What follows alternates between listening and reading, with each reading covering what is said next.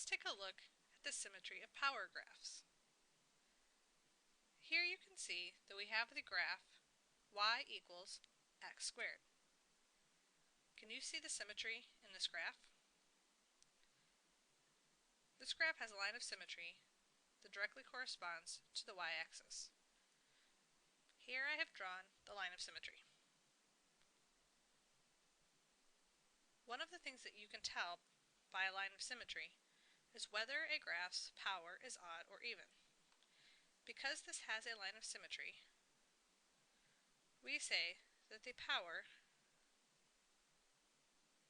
is even.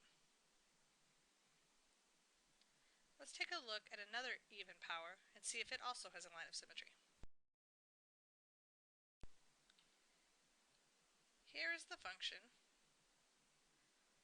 y equals x to the fourth power. This also has a line of symmetry, which we can see here.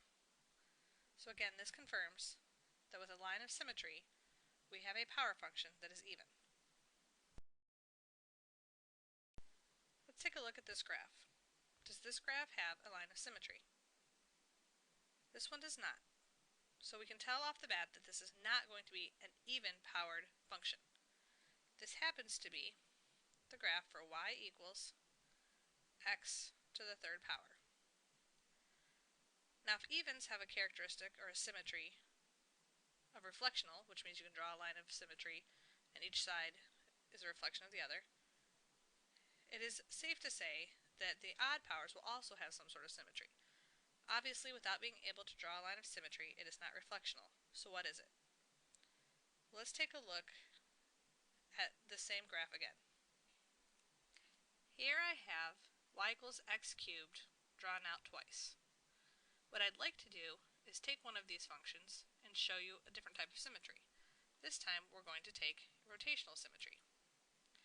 I'm going to take this bottom graph, which is identical to the top graph, and I'm going to rotate it 180 degrees. Now what you'll notice, and you can tell by the numbers that are upside down, that the graph itself is identical. So if a graph is odd, you will find that its symmetry is not reflectional, however it is rotational. I could rotate this graph 180 degrees and get the same graph back.